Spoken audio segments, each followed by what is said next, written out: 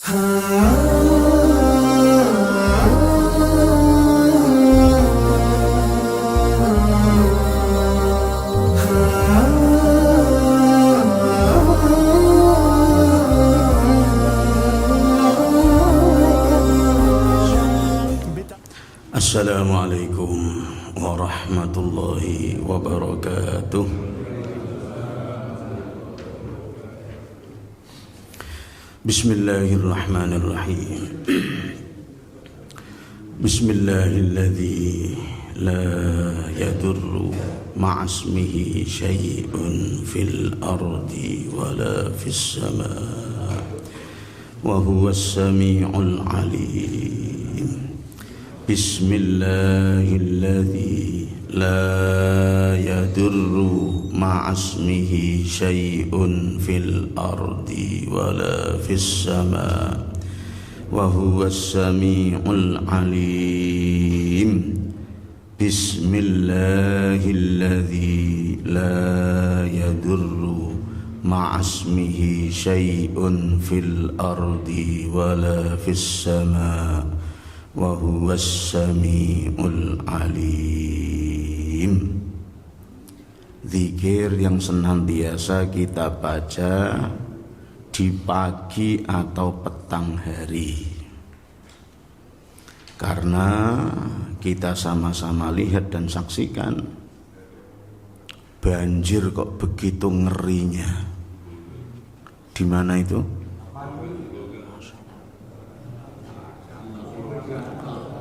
Di berbagai tempat. Yang tadinya indah longsor, macam-macam. Maka kita dituntun dan diajari Nabi yang mulia sallallahu alaihi wasallam, bismillah. Baca bismillah. Alladzi apa tadi itu? La yadurru ma'asmihi.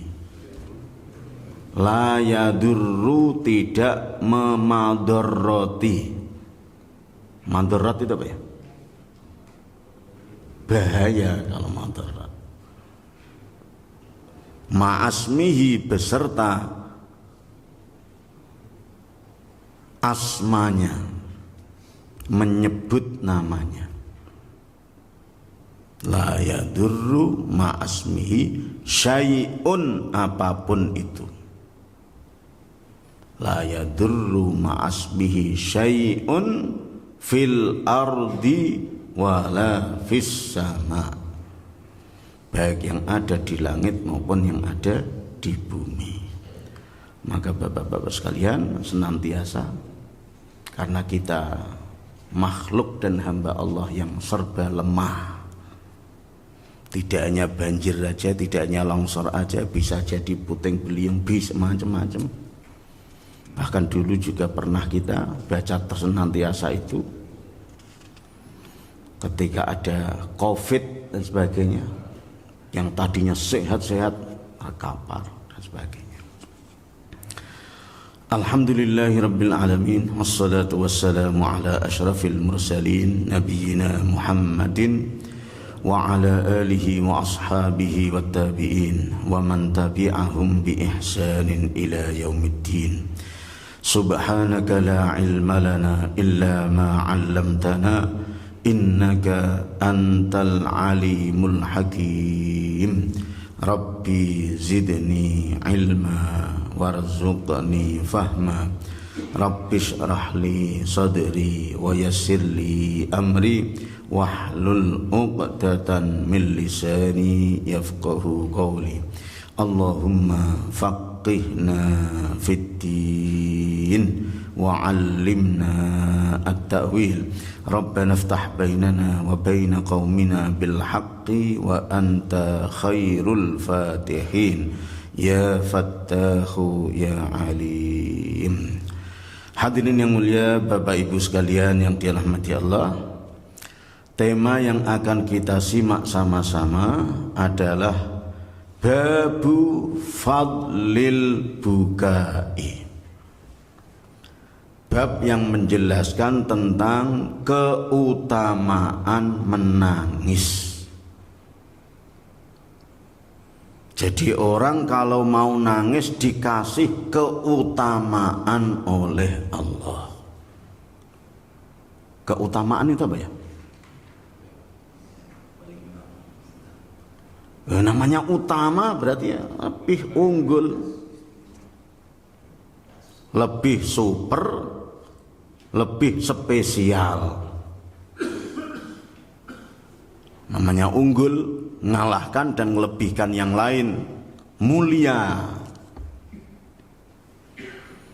Maka selain kita menyimak seruan dan petunjuk dari ini semuanya, cocokkan diri kita. Selama ini kita hidupnya ketawa-ketawa terus atau nyempetkan nangis. Kalau mau nangis akan dikasih hadiah gede oleh Allah. Cuma yang harus diperhatikan, nangisnya adalah gara-gara min khasyatillah, karena takut kepada Allah. Jadi ketika kita diperlihatkan fenomena alam yang tadi saya sebutkan, banjir, ya Allah, itu baru di dunia. Nah kalau nanti di akhirat kayak gimana? Astagfirullah, misalnya gitu. Sempatkan begitu,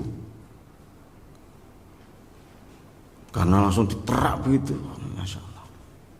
Nangis. Nangis apa lagi? Karena bisa jadi muhasabah kita. Ya Allah, kalau Engkau yang perintahkan aku kok nyepele, ya Allah. Padahal kalau manusia yang perintah kepadaku, aku tanggapi sedemikiannya, ya Allah. Nangis. Ya pokoknya itu. Beberapa perintah-perintah Allah kok disepelekan, diabaikan. Atau kelakuan-kelakuan kita masa lalu yang kurang pas, yang ada salah, ada khilaf, astagfirullah, nangis. Kewajiban-kewajiban kita yang belum terpenuhi, baik secara ibadah ritual maupun kewajiban-kewajiban sosial di rumah tangga, yang mestinya kita berkewajiban untuk menafkahi keluarga, tapi ya Allah, sampai istriku bilang-bilang bantu cari nafkah sedemikian, ya Allah, astagfirullah. Saya kok cuma ongkang-ongkang di rumah, misalnya. Nangis dan sebagainya. Tidak nangis karena yang lain. Kalau karena yang lain itu yang kayak gimana? Nangis karena dipecat dari ketua umum. Aku dapatnya saya bela-belain begini sampai sekarang langsung dipecat.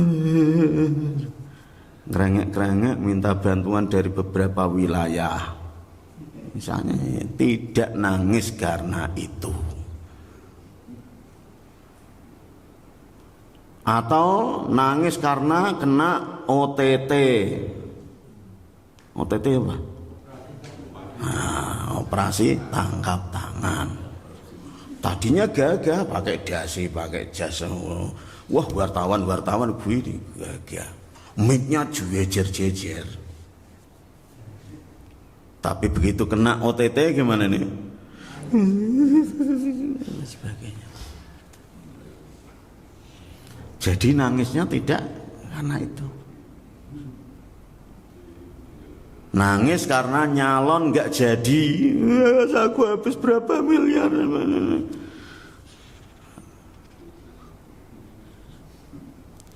Atau nangis karena modus. Sakit. sambil selfie, sambil apa begitu, sakit. Kemudian di bawahnya dikasih nomor rekening. Gimana ini? Apa itu? Tujuannya apa?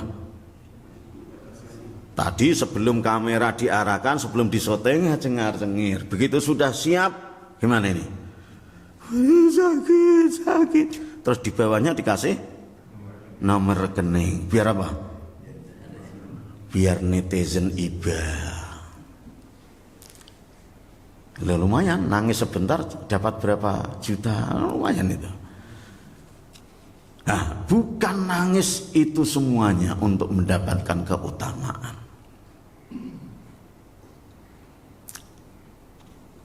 Apalagi kok nangis diomelin istri. Diomelin istri kok nangis. Ya tungguin aja. Iya. Ngaji bolak-balik ikut kajian subuh di Nurul Huda. Disalah-salahin istri, diomelin kok nangis. Jangan, biarin aja. Kenapa biarin aja? Karena memang begitu makhluk yang diciptakan Allah dan yang dititipkan ke kita. Nah, ini kalau nanti kita kaji, pernah itu kayaknya kita pernah simak itu.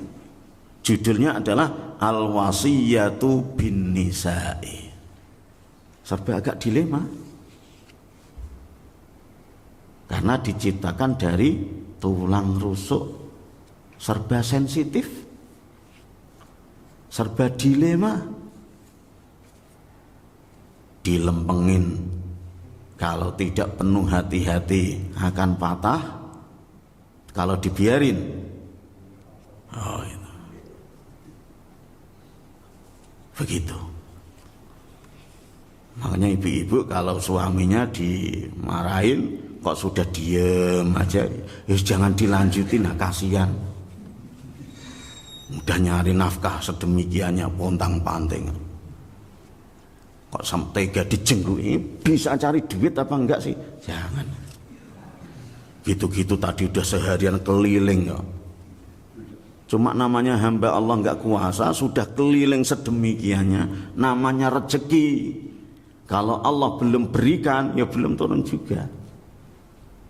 Wih, ini seharian baru cuma laku 2 biji. Jangan. Maka ibu-ibu harus belajar, diberikan berapapun diterima, lahir batin disyukuri. Ya hitung-hitung masih ada yang mau nafkahi. Sebab yang sana-sana jangankan nafkahi, beli aja ndak ada. Gitu ya. Belum laku padahal umurnya sudah lewat dan sebagainya. Macam-macam. Kalau dibandingkan yang lain. Jadi kembali pada tema kita, nangis yang diberikan keutamaan itu adalah yang nangis min khasyatillah, takut kepada Allah, wa syauqan ilaihi, dan rindu atau kangen kepada Allah. Ada di antara hamba-hamba Allah saking kangennya itu nangis terseduh-seduh. Apa misalnya contohnya itu? Saking kangennya kepada Allah sampai tangisan. Pernah bapak-bapak ngalami? Misalnya yang lain-lain pada sehat, ada di antara kita yang dirawat. Gimana? Dirawat di rumah atau di rumah sakit enaknya?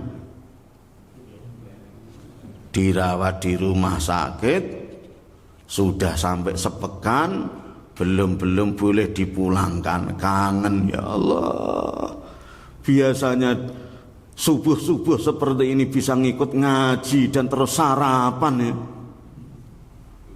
Ini kok masih berbaring aja. Ya Allah, cepat sembuhkan aku, sudah kangen Nurul Huda. Ya Allah, nangis.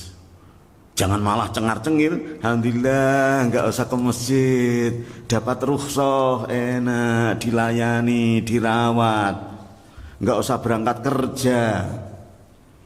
toh dibayarin BPJS, cengar-cengir. Kalau cengar-cengir ya tidak dapat keutamaan. Mestinya harus nangis, ya Allah. Biasanya ke masjid, ini kok stroke, ya Allah. Moga Engkau sembuhkan, aku udah kangen. Lah dulu pernah di masa-masa Covid masjid ditutup, gimana nih? Kira-kira bapak-bapak masjid ditutup itu malah seneng atau nangis? Ya, nangis. Ya Allah, masjid kok digembok, misalnya harus begitu. Bahkan dulu sampai digemboknya itu pas di masa-masa termasuk Ramadan juga kan, sempat nggak tarawih juga, atau di sini tetap buka? Kalau Nurul Huda nggak urusannya biasanya ya. Di tempat-tempat lain sampai tidak tarawih sebulanan. Bahkan sholat Id aja tidak diselenggarakan. Yang mau sholat Id silakan sholat Id sendiri-sendiri mandiri. Sebab takutnya kalau DKM menyelenggarakan nanti kena pasal, nanti malah diborgol. Ada itu pelanggaran apa dulu itu? Karena berkerumun, karena memobilisasi massa dan sebagainya. Lah bapak-bapak ketika Ramadan tidak tarawih, kita kira huri-huri atau nangis? Jangan huri, nggak usah tarawih, enak. Jangan begitu. Kalau kepengen dapat keutamaan, ya Allah, biasanya segini itu bisa tarawih. Seger suasananya, syiar. Habis itu biasanya terus gerombol-gerombol untuk tadarusan. Lah ini malah masjid-masjid pada digembok, saya nyari kesana kemari, nggak ada DKM yang berani buka, sehingga tarawihku sendiri kurang syiar, kurang seru. Astagfirullah, ada ujian apa ini? Pas hari raya mestinya semuanya pada gembira dan sebagainya. Ini kok masih pada sedih karena bentar-bentar ada berita inna lillahi wa inna ilaihi raji'un pada waktu itu. Ini namanya adalah nangis karena syauqon ilaihi, karena rindu dan kangen kepada Allah. Sama bapak-bapak misalnya sudah dianugerahi berangkat umroh, amin. Terus lama sekali tidak berangkat umroh, kangen apa itu? Ka'bah. Kangen Ka'bah, kangen Mekah, Madinah. Maka dia bilang, ya Allah, kapan lagi aku bisa tawaf? Nah, gitu. Kapan lagi aku bisa tahallul, bisa sa'i? Nah, itu namanya adalah nangis karena syauqon ilaihi, karena rindu kepada Allah Ta'ala. Maka bapak-bapak dan ibu-ibu praktekkan itu biar dapat keutamaan dan hadiah yang agung dari Allah Subhanahu wa Ta'ala. Qala Allah Ta'ala dalam surat Al-Isra ayat 109,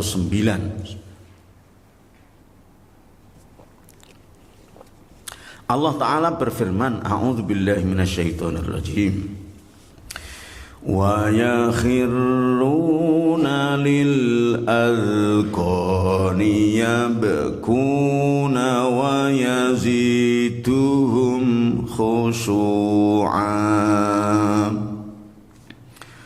Wa yakhirruna, dan mereka menyungkurkan wajah mereka.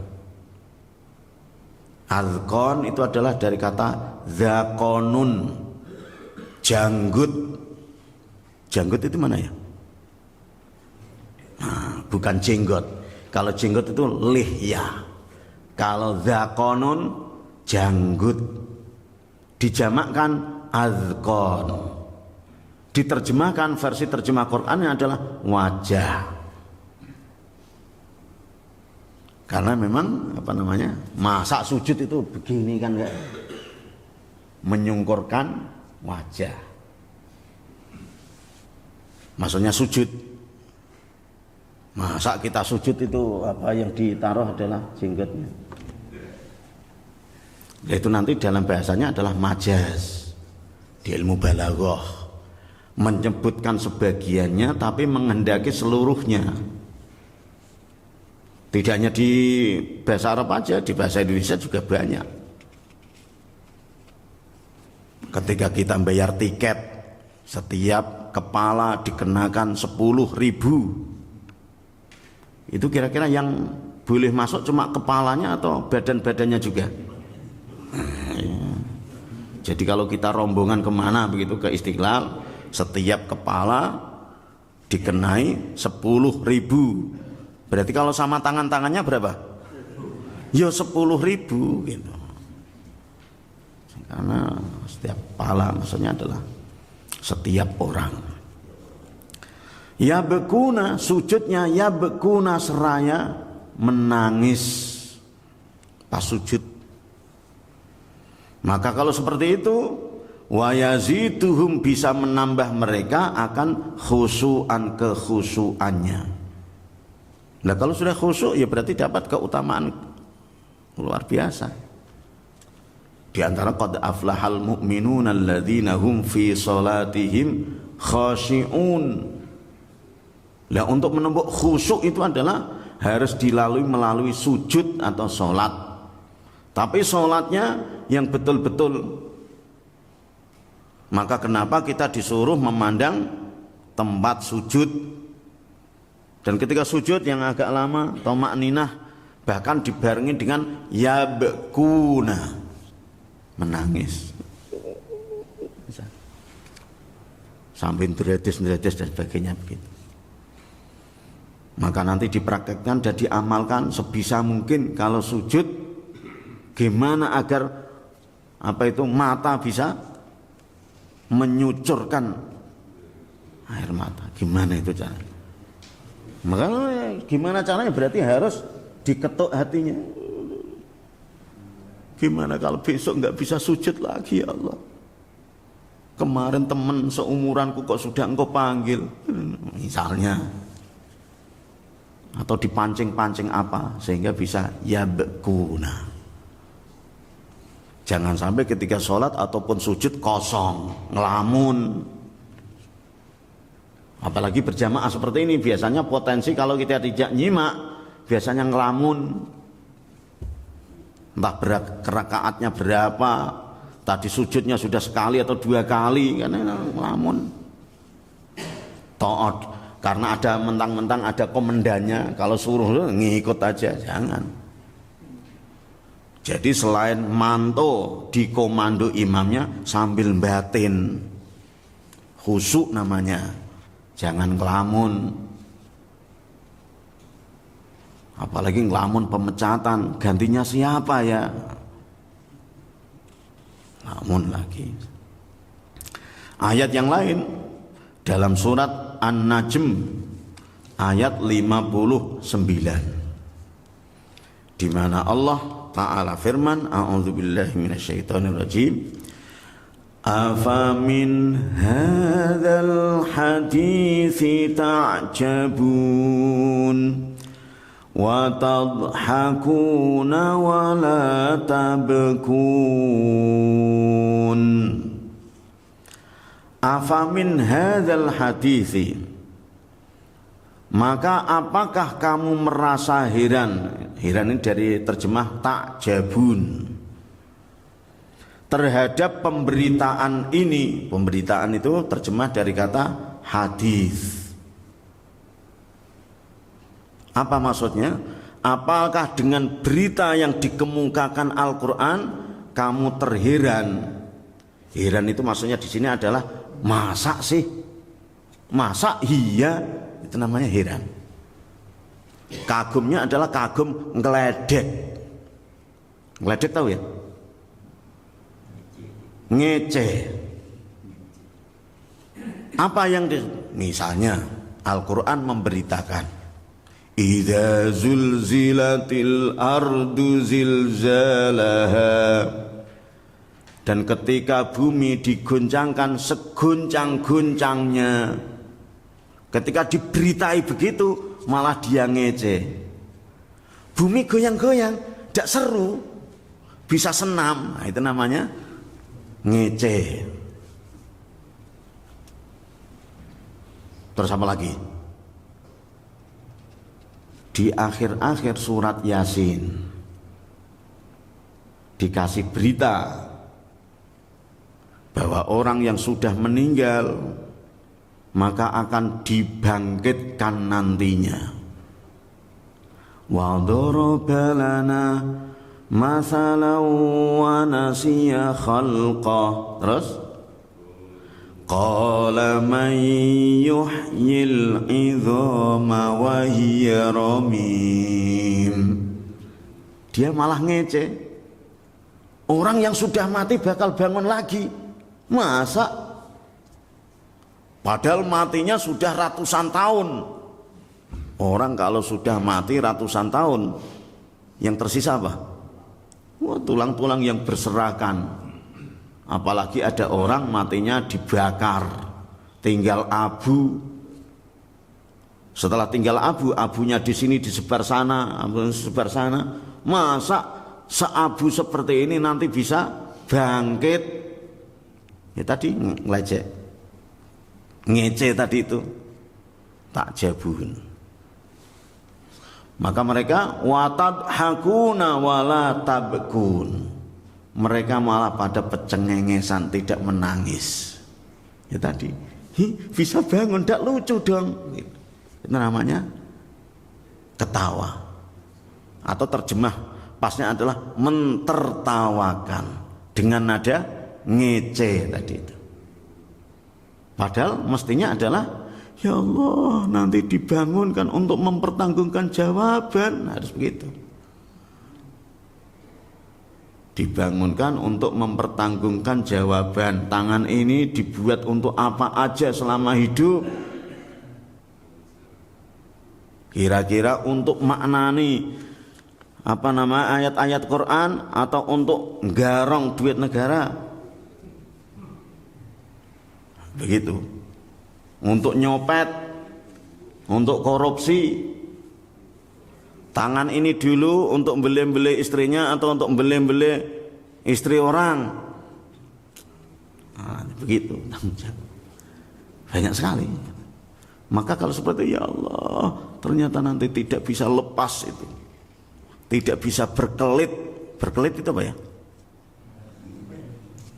Nah, lah itu mestinya ditangisi.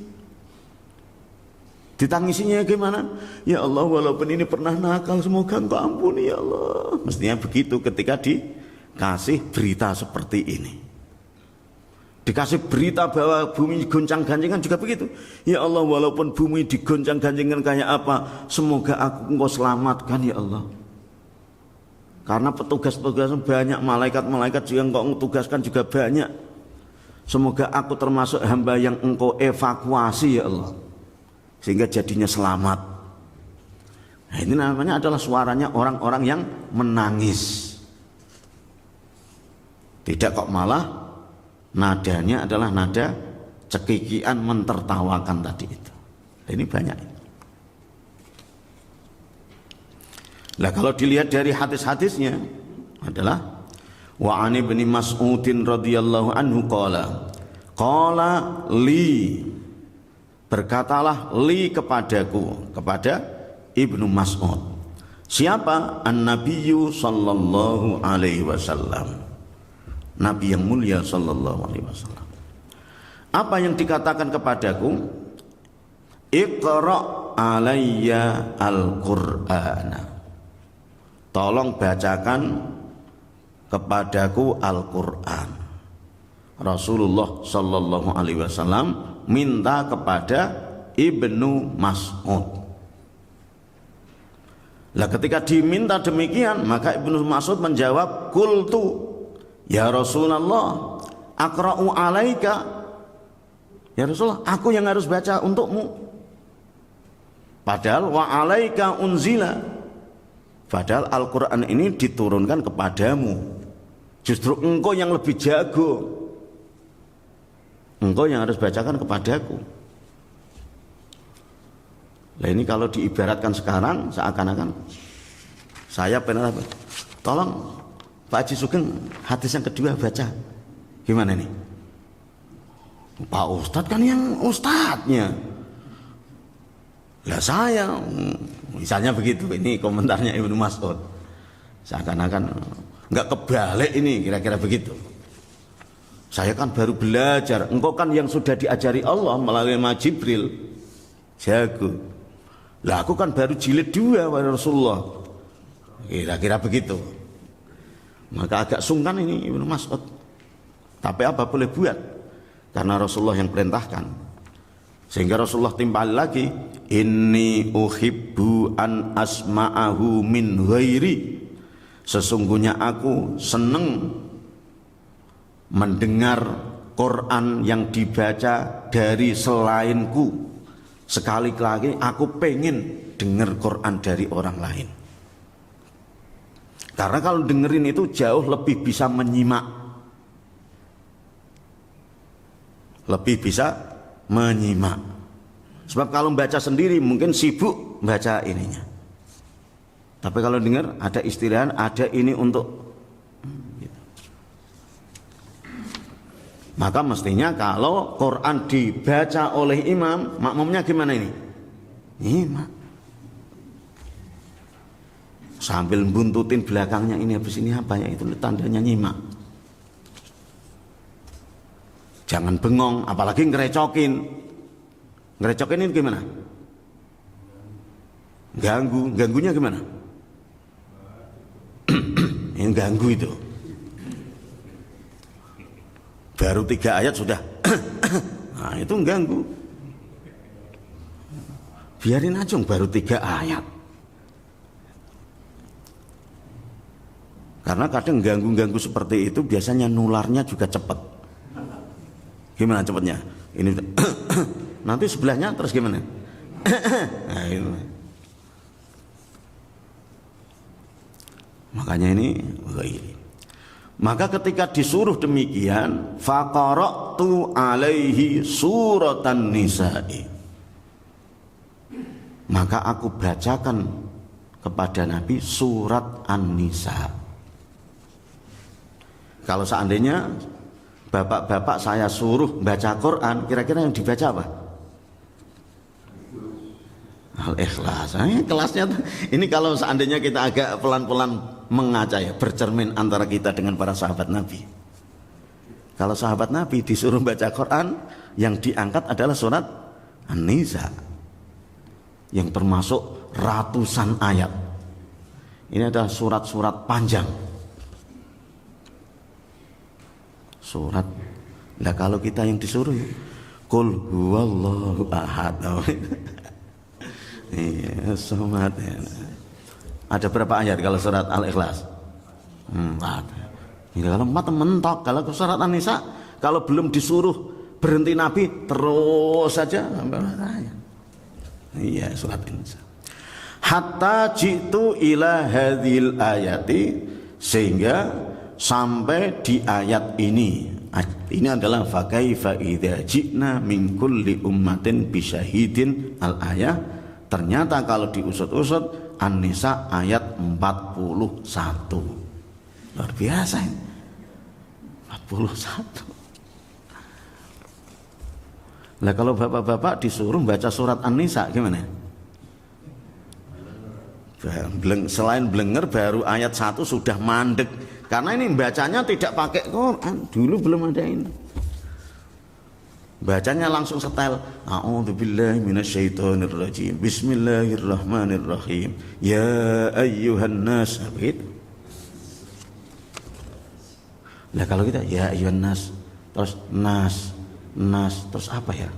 Nah, nanti mentoknya nas terus itu. Lah kalau qul huwallahu ahad ya lancar, tapi kalau surat An-Nisa sampai 41. Ketika sampai di ayat 41, qala, maka Rasulullah sallallahu alaihi wasallam berkata, hasbukal an. Cukup. Maka hadis ini dijadikan dalil juga ketika ada lomba MTQ, musabaqah tilawatil Quran. Biasanya peserta baca-baca, terus kemudian dewan jurinya hasbuka.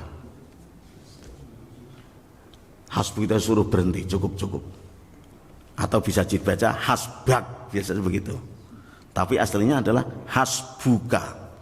Ketika diwakafkan bisa jadi dibaca hasbuk, atau bisa jadi harokat depannya diundurkan menjadi hasbak. Cukup. Cuma karena perkembangan zaman semakin modern, dewan juri nggak usah bilang hasbuka, tapi sudah dipasang lampu hijau berarti sudah mulai. Kalau sudah kuning, tit baru berhenti. Kalau sudah merah, stop. Nah ini Rasulullah SAW pada waktu itu stop, sudah, cukup. Kenapa cukup? Ternyata faltafattu, maka aku toleh. Aku siapa ini? Ibnu Mas'ud. Ilaihi, kepada Rasulullah sallallahu alaihi wasallam. Ternyata faidan ainahu tadrifani.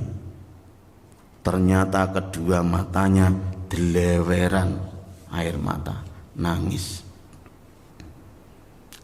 Gara-gara dibacakan Quran. Kalau bapak-bapak dibacakan Quran, nangis atau batuk-batuk? Tidur atau batuk-batuk. Yang baca belum batuk, yang dengerin udah batuk-batuk aja. Maka dari hadis ini sangat dianjurkan kalau membaca Quran ini disuruh nangis dalam Riyadhus Shalihin. Kalau tidak bisa nangis maka tangiskanlah. Tangiskan itu gimana? Berusaha untuk nangis. Bahasa sini ada tabakau. Tangiskanlah hatimu. Makanya kenapa irama disuruh sedemikian. Masa kalian tega diberitakan demikian malah kamu ngece gitu. Wa an Anasin radhiyallahu anhu qala khataba Rasulullah sallallahu alaihi wasallam khutbatan ma sami'tu mithlaha qattu. Hadis yang diriwayatkan dari sahabat Anas radhiyallahu anhu yang menyatakan bahwa Rasulullah sallallahu alaihi wasallam pernah menyampaikan khutbah yang beda dengan khutbah biasanya. Beda ini penekanannya, terus isinya, terus ekspresi Nabi. Faqala, di tengah-tengah khutbah itu Rasulullah sampaikan, lau ta'lamuna ma a'lamu la dhahiktum qalilan wa la bakaitum katsiran. Sekiranya kalian pada mengerti apa yang aku ketahui, tentu kalian akan sedikit ketawa dan banyak menangis. Seandainya kalian pada mengerti, mengetahui apa yang aku tahu, ya tentang akhirat, tentang kiamat, tentang hiruk pikuk akhir zaman, dahsyatnya azab Allah. Lah kita pernah kemarin menyimak tentang bab khauf, rasa takut kepada Allah. Karena azab itu seringan-ringannya adalah ketika perongkolan api neraka cuma seperongkolnya, tidak dicemplungkan ini, ditaruh di telapak kaki seseorang, maka akan mendidih otaknya sampai senembus itu. Maka kalau ingat itu tentu ya Allah kok sepanas itu, akan begitu. Maka ketika diutarakan dan diingatkan tentang siksaan, mestinya kita juga harus. Maka memang sangat layak, sangat pas itu ketika suatu saat misalnya, dulu pernah saya sampaikan itu ketika mau mengangkat pejabat, jangan cuma di retret, apa namanya dulu itu, yang digembleng untuk militer, namanya apa itu? Enggak, yang di Magelang atau mana itu, retret apa itu istilahnya. Jadi selain di retret juga harus di training azab akhirat itu jauh lebih pedih. Pengadilan KPK nggak seberapa daripada pengadilan akhirat, begitu. Maka kalau bisa, kalau seandainya dirimu korupsi, selesaikan sekarang di dunia. Sebab kalau sampai kau bawa ke akhirat, urusannya akan lebih panjang. Kalau di akhirat nggak punya pengacara kamu, nah, iya, selesaikan di sini. Kalau perlu ngaku aja, biar cepat urusannya. Jangan gelibet aja, jangan. Iya, oh iya gitu juga termasuk. Urusannya gimana? Udah cepet, biar cepet ini. Ini loh nganuku. Silahkan teliti asli apa palsu, biar selesai. Jangan sampai gantung-gantung, sampai keburu mati. Sebab kalau mati ini lebih berat dipikulnya. Enak sekarang kita lepas, selesai. Kan begitu. Lah ternyata maka sahabat Anas mengatakan faghatta, ketika Rasulullah menyampaikan khutbah demikian, ternyata faghatta ashabu Rasulillah sallallahu alaihi wasallam, maka para sahabat Nabi menutupi wajah-wajah mereka. Jadi ketika Rasulullah khutbah di atas mimbar, para sahabat ngapain begini? Disebutkan walahum khoninu, dan pada mereka ada sesenggukan tangisan.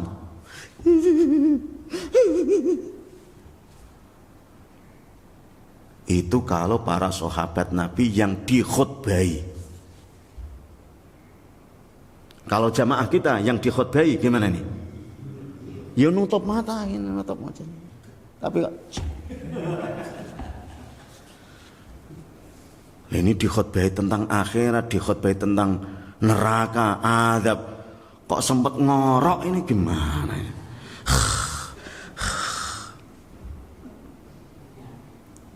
Lah pengalaman saya khutbah di beberapa tempat, jangankan jamaahnya, muadzinnya habis bengok ya, habis teriak azan Jumat. Setelah azan Jumat saya baru belum selesai muqaddimah.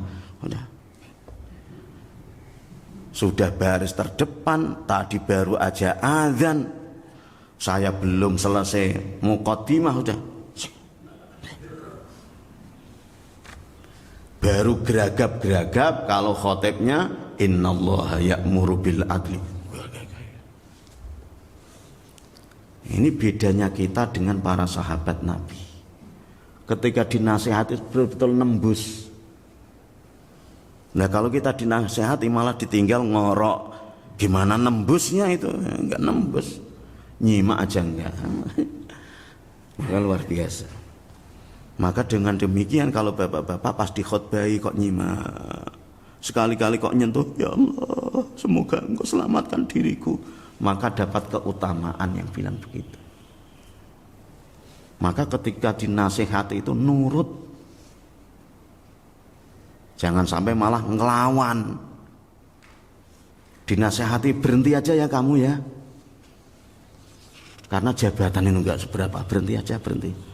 Kamu belakangan nakal begitu, maka nurut, jangan sampai malah ngelawan.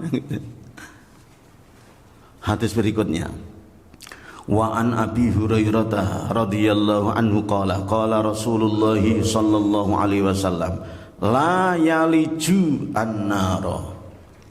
Yalij itu maknanya la yadkhul, tidak akan masuk ke neraka. Siapa? Rajulun, seorang laki-laki, baka, yang menangis, tapi nangisnya min khasyatillah, karena takut kepada Allah. Sebagaimana tidak masuknya hatta ya'udal labanu fid dar'i, sehingga susu balik ke tetek lagi. Kan enggak bakalan ya. Jadi susu diperes, dimasukkan lagi enggak bakalan. Makanya maksudnya di ini enggak bakalan. Orang yang senantiasa nangis karena Allah kok masuk neraka. Akan masuk neraka kalau ada susu balik ke tetek tadi. Tetek maksudnya balik ke dalam lagi. Ini istilahnya mustahil. Maka diri kita kalau kepengen tidak masuk neraka, usahakan matanya nangis. Cuma ya nangisnya tadi ya, tidak yang nangis karena OTT tadi loh ya, bukan? Ya, tidak ya. Wala yajtami'u, dan tidak bisa berkumpul gubarun fi sabilillah, debu-debu perjuangan, peperangan di jalan Allah. Jadi ilustrasinya orang kalau berperang di jalan Allah untuk menegakkan agama, dibela-belain perang. Pakai kuda, ketika kuda ini debu ber. Wa dukhanu jahannam, dan asapnya neraka jahanam. Dukhon, asap. Maka orang yang sering ngeluarin asap namanya tadkhin, udut, rokok. Ya. Nah, ini juga sama. Agar kita tidak dikumpulkan dengan asap-asap jahanam, asapnya. Apalagi kok apinya. Maka usahakan setiap kita terlibat untuk berjuang di jalan Allah. Walaupun tidak harus ke Gaza. Lah apa berjuang di jalan Allah itu? Ya banyak. Ikut ngurus jaga rumah Allah Ta'ala, mensyiarkan. Maka kalau sekiranya bapak-bapak diminta untuk jadi pengurus DKM, YAI itu apa ya? Iya, sanggupi. Jangan sampai ditawar, sana aja yang muda-muda. Jangan begitu. Karena seakan-akan yang tua-tua ini kepengennya adalah ibadah ritual aja. Jangan. Rugi nanti. Disertasi saya itu tentang lansia. Kontribusi lansia dalam dakwah. Seakan-akan bunyinya sama juga, bahwa orang lansia itu punya kontribusi. Kontribusi itu apa ya? Sumbangsih, andil untuk agama Allah. Jangan sama untuk egois dirinya, jangan. Ikut bantu-bantuin lah gitu. Walaupun biasanya orang-orang lansia ini kalau dalam DKM biasanya disuruh ngurus jenazah, biasanya begitu. Seksi apa itu? Seksi apa seksi sih? Seksi apa itu? Kan ada bendara, ada sekretaris, ada dana pembangunan, terus apa itu? Sosial. Nanti ada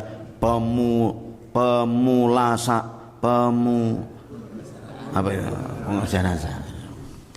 Seakan-akan urusannya orang tua. Enggak apa-apa gitu. Karena dalam hadisnya itu, wah dahsyat ini hadisnya. Man jahaza ghaziyan fi sabilillahi faqad ghaza. Barang siapa yang menyediakan sarana untuk berperang, menyediakan walaupun tidak ikut perang, maka dia telah raih pahala berperang di jalan Allah. Maka bapak-bapak misalnya pas Jumatan, jangan cuma diberbeban kepada marbot aja. Bapak-bapak juga nyiapkan biar nanti Jumatannya itu lancar, khidmat, tenang, bersih, wangi. Maka bapak-bapak sambil nyapu-nyapu atau sambil nyedot-nyedot ini. Kira-kira kipasnya, kira-kira kacanya bersih apa enggak sebagainya. Kira-kira mic-nya sudah benar apa enggak? Cek sound begitu. Itu termasuk adalah menyediakan.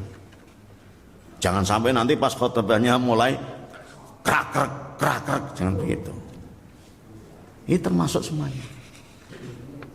Termasuk TPQ. Walaupun kita misalnya kalau disuruh ngajarin nggak bisa karena ngajinya nggak lancar. Berhubung kamu nyediakin guru ngajinya, walaupun saya nggak pinter ngaji tapi kan duitnya banyak, terus gimana ini? Maka duitnya disumbangkan. Loh itu kok ada santri-santri di Al-Itqan kok pinter-pinter, sini ya ngajarin anak-anak di Nurul Huda ya. Sangoni 50.000 sudah seneng santri. Kalau ustadz jangan, ustadz 50.000 jangan. Oh, nah, contoh aja ya Pak ya, ini biar contoh. Kalau santri kan belum punya keluarga, kalau ustadz kan. Makanya, jadi maksudnya pesan hadis ini, jangan sampai kita itu beribadah itu ibadah ritual aja untuk dirinya. Kalau itu manual masih. Padahal kalau kita seandainya kita nyiapkan itu dapat aliran pahala orang yang menggunakan fasilitas itu. Maka kok bapak-bapak dianugerahi lapang rezeki, duitnya banyak, kemudian ada lahannya banyak-banyak sana sini. Lahan yang satu ini dia wakafkan. Diwakafkan itu apa ya? Ya diinfakkan untuk di jalan Allah. Dah, saya lepas. Biar Al-Itqan ada pengembangan dan sebagainya. Biar Nurul Huda ini ada cabangnya. Masuk ngurus. Maka selama lahan ini digunakan untuk ngaji, baca Fatihah, baca berapa juz, maka kita walaupun kelihatannya tidak ngaji, pahala ngajinya nyampe. Lihat ini. Hadis berikutnya. Sudah 5 menit atau belum tadi itu? Oh, udah. Suruk juga sudah. Nah ya, biar tidak suruk-suruk amat ya. Ada jeda sedikit. Wa anhu qala Rasulullah sallallahu alaihi wasallam, sab'atun yudhilluhumullahu fi dhillihi yauma la dhilla illa dhilluh. Hadis sangat familiar ini. Ada 7 golongan yang akan dinaungi, dilindungi oleh Allah di hari di mana naungan itu tidak ada lagi. Karena semuanya naungan itu sudah remuk semuanya, udah. Remuk itu apa ya? Hancur lebur. Namanya kiamat. Yang tersisa adalah naungan Allah. Lah siapa 7 golongan itu? Ini sangat familiar. Imamun adilun, pemimpin yang adil. Lah bapak-bapak harus nyadari namanya pemimpin tidak harus RI 1, tidak. Bapak-bapak semuanya pemimpin loh di rumah tangganya. Maka jadikan kepala-kepala rumah tangga yang adil. Lawannya adil adalah zalim. Maka bapak-bapak terhadap istrinya, terhadap anak-anaknya jangan sampai pada zalim. Zalim itu gimana? Ya selain jahilin nggak nafkahi, zalim itu. Maka bapak-bapak harus berusaha kerja. Soal dapat berapa Allah yang bagi. Gitu-gitu sudah berusaha untuk cari nafkah. Ketika pulang-pulang karena yang didapatkan segitu kok masih dipaido keluarga, urusan keluarga dengan Allah. Gitu-gitu kita sudah berjuang. Yang zalim itu adalah ketika jadi kepala rumah tangga di rumah aja cuma ongkang-ongkang, minta sarapan ke istrinya, zalim itu. Istrinya disuruh pontang-panting jualan ke sana kemari, sementara suaminya ngopi aja. Ngopi atau udat-udut? Udah laki nggak mau kerja gimana? Lah kalau seperti itu nggak dapat naungan.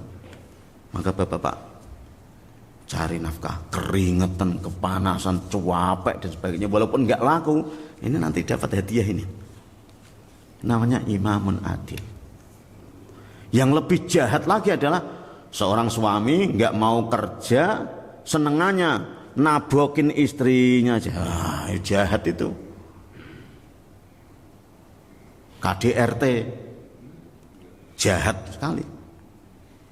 Lah kalau jahat walaupun tidak kena visum, tidak kena CCTV, nanti di akhiratmu, di alam kuburmu. Maka bapak-bapak sekalian pastikan diri kita termasuk pemimpin-pemimpin yang adil. Syukur-syukur RI 1 karena pengaruhnya banyak. Nah, kemarin terakhir kok ada apa? Rehabilitasi. Nah, bagus juga itu. Kalau ada warga negara kita yang lempeng kepengen ngurus negara ini kok dipermasalahan misalnya harus selamatkan gitu. Jangan yang nakal sudah tersangka malah nggak ditangkap-tangkap, sampai apa istilahnya kedaluarsa. Ini sampai kedaluarsa itu kan kebangetan itu. Ya mana itu? Sementara yang lempeng-lempeng, yang solih-solih, loh kok malah ini? Kok pakai rompi apa itu? Oren. Maka kamu sebagai imamun harus turun tangan, nah gitu. Bagus itu. Maka dengan segala kekurangan dan kekhilafannya semoga termasuk imamun adil. Lah saya sekedar mencontohkan, tidak ada modus kampanye macam-macam, enggak. Oleh karena itu kita ngaca di level mana pimpinan kitanya ini, dimimpin di bagian mana. Kalau di sekolahan juga harus begitu. Lah ini yang menjadi pembahasan sesuai dengan judul kita adalah yang ketujuh. Langsung dijelong aja ini. Apa itu? Wa rajulun dzakarallaha khaliyan fafadat ainahu. Dan golongan yang ketujuh adalah seorang laki-laki yang zikir kepada Allah dalam keadaan kesunyian. Khaliyan menyendiri, sunyi. Tapi di sela-sela kesunyiannya itu fafadat ainahu, kedua matanya deleweran air mata. Gitu. Jangan sampai nangis-nangis deleweran zikir sambil masang ini, sambil ngelirik-ngelirik ini. Karena sekarang itu begitu modelnya. Orang yang dianugerahi tawaf mestinya khusyuk dan sebagainya, ini sampai enggak, ini khalian. Makhluk-makhluk enggak pada ngerti. Tapi dengan kesendirian justru Allah. Sama ketika nanti zikir nasional, doa bersama dan sebagainya, bareng-bareng. Ketika tidak ke syuting biasa aja. Tapi pas kamera ketika syutingnya sudah pindah, balik lagi. Ya, kadang manusia begitu. Nah ini tidak termasuk yang 7 golongan. 7 golongan itu maksudnya adalah baik ada zikir nasional maupun tidak, ada barengannya atau tidak, malah justru di tengah-tengah kesepiannya itu di rumahnya. Keluarganya masih pada tidur jam 2 misalnya, dia bangun sambil meresapi kelakuannya. Ya Allah, alhamdulillah belakangan sudah nyadar ya Allah, sudah hijrah, sudah enggak udut-udut lagi ya Allah, karena ternyata kurang manfaat itu. Astagfirullah sendiri. Sekarang aku ganti madu ya Allah, sekarang aku ganti habatus sauda ya Allah. Masa setiap hari 1 bungkus sambil begitu. Itu zikir atau ngeresapi rokok itu? Ya sambil muhasabah itu. Kalau di sini kan enggak ada ya. Nah, makanya dikurangi itu sebagainya biar ini dapat 7 golongan. Lah ini kalau diteruskan masih banyak lagi, tapi yang pasti hadirin yang mulia, kita semuanya diajak atas petunjuk ini agar kita berupaya untuk bisa menangis karena Allah Subhanahu wa taala. Gimana caranya? Diatur-atur sendiri, disetel-setel sendiri. Cuma diantaranya adalah dengan melalui sujud dan sholat tadi itu. Wa yakhiruna lil azqani tadi. Dan diantaranya juga adalah ketika tadarusan dan tilawah Quran. Maka sebaiknya ketika membaca Quran jangan sampai berhenti kepada idgham izharnya saja. Bapak-bapak kalau belajar Quran jangan sampai tahsin aja sepanjang hidup. Jangan sampai pesan di ayat itu pesannya apa? Gunnah aja. Maka bapak-bapak atau semuanya kaum muslimin ya, yang belajar Al-Quran jangan sampai berhenti di bacaan-bacaan tajwid saja.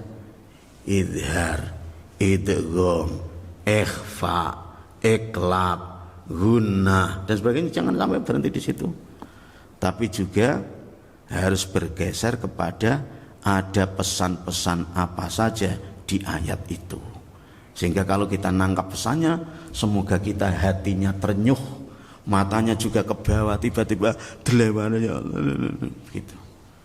Tidak usah misalnya ayat-ayat atau surat-surat yang tinggi, surat-surat yang sederhana, alhaakumut takatsur, nanti di akhirnya summalatus alunna yauma idzin anin naim.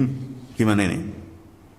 Kemudian pada hari itu kalian pasti akan ditanya tentang anin naim, kenikmatan-kenikmatan yang dianugerahkan Allah kepada dirimu. Nikmat apa aja? Wah, nanti panjang. Nikmat mata, nikmat telinga, nikmat mulut. Maka ini harus betul-betul digunakan, dibelanjakan ke barang yang baik. Jangan sampai disalahgunakan. Tsumma latus'alunna yauma idzin 'anin na'im. Ada tanya jawab atau langsung ditutup? Oh ya. Assalamualaikum.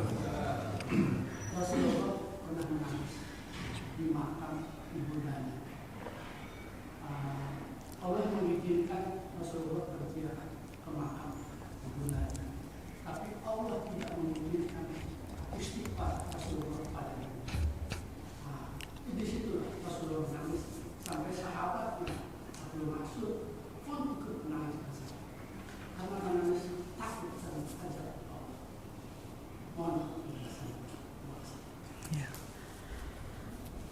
Mohon itu saya kaitkan dengan surat Al-Taubah ayat 113. Tidak pantas seorang nabi dan orang-orang yang beriman untuk mengampuni beristighfarkan Allah seperti itu. Ya. Cuma kalau itu yang dimunculkan, yang dikemukakan seakan-akan, terus nanti takutnya berarti ibu Nabi sallallahu kafir dong. Itu yang agak sensitif. Maka kita yang kelas-kelas seperti ini jangan sampai ngambil yang contoh-contoh bersiko. Atau dalam ayat-ayat itu adalah ayat-ayat yang mutasyabihat, yang muhkamat banyak. Jadi kalau soal kasus ini perdebatannya cukup panjang, perselisihannya, pro kontranya. Nisbatnya kita kayak-kayaknya, ya Allah, Siti Aminah kafir, terus nanti begitu efek dan kesananya itu. Oleh karena itu ada yang menjawab bahwa ini ada di zaman fatrah. Fatrah itu apa? Jeda antara nabi satu dengan nabi yang lain, ada proses jeda. Maka di jeda ini karena tidak ada petunjuk, maka dia tidak dapat taklif. Apalagi kalau diusut-usut, misalnya perjalanan Abdullah dan Aminah tidak pernah syirik nyembah berhala, misalnya begitu. Maka itu sudah nggak usah urusanmu, biar urusan Allah gitu. Lebih adabnya, kalau saya lebih cenderung begitu adab kita. Kayaknya itu hati kecil nggak tega. Maka contoh besarnya jangankan itu, kayak apa itu Azar yang bapaknya Ibrahim.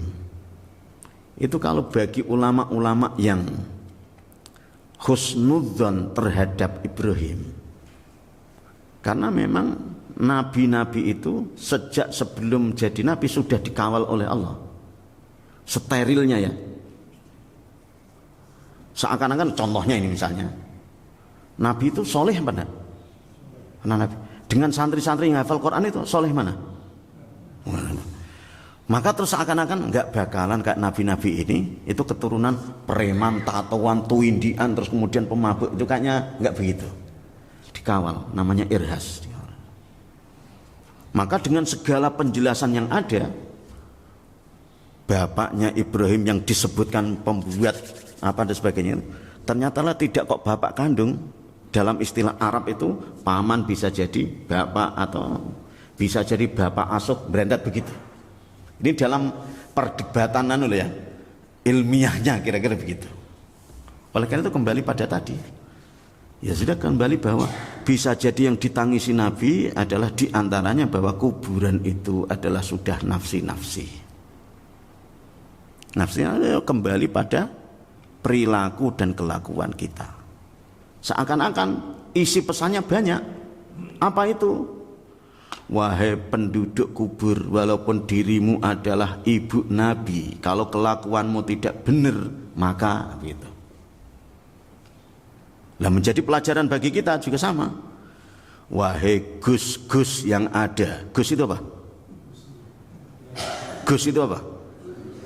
Putra-putra kiai. Walaupun dirimu adalah putra kiai, tapi kalau dirimu nyium jamaahmu. Nyium itu gimana ya?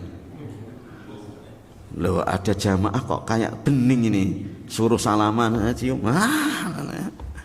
Walaupun dirimu gus, dirimu pendakwah, dirimu apa lagi dan sebagainya, maka kalau urusan kubur, urusan akhirat itu akan apa ini? Akan betul-betul ngeri, nangis sebagainya. Dan berentet-berentet panjang begitu. Oleh karena itu hadirin yang mulia, kita ambil pelajarannya, tidak memvonis terlalu ke sana-sana biar nanti kalau seperti itu nanti berentet juga kepada Abdullah, kepada Abdul Muttalib dan sebagainya. Lah kalau Abdul Muttalib itu mungkin bisa jadi dimasukkan ahlul kitab. Lah kesininya berarti begitu juga. Waraqah bin Naufal, pendeta Bukhaira. Walaupun diistilahkan pendeta, tapi bukan pendeta yang gini-gini, enggak. Itu adalah pakai apa namanya, kitab-kitab suci, kitab samawi. Bedanya kita cuma di syariatnya. Syariat itu apa? Pelaksanaan ritualnya. Makanya kalau dalam bahasa puasa sama juga ya. Ya ayyuhalladzina amanu kutiba alaikumus siyamu kama kutiba alal ladzina. Mereka juga puasa gitu. Kita juga puasa, mereka juga puasa. Cuma tata cara pelaksanaannya puasa itu namanya syariat, beda.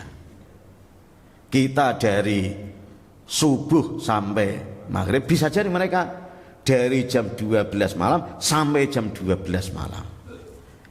Karena diantaranya misalnya penjelasan itu adalah dari sahur tepuk lagi ke buka, di antara begitu. Atau mungkin yang agak juga misalnya adalah sholat. Kalau kita sholatnya adalah 5 kali, padahal dalam perjalanan Isra Mi'raj mestinya berapa itu? Nah itu 50 kali, mungkin sholat juga begitu, misalnya begitu ya.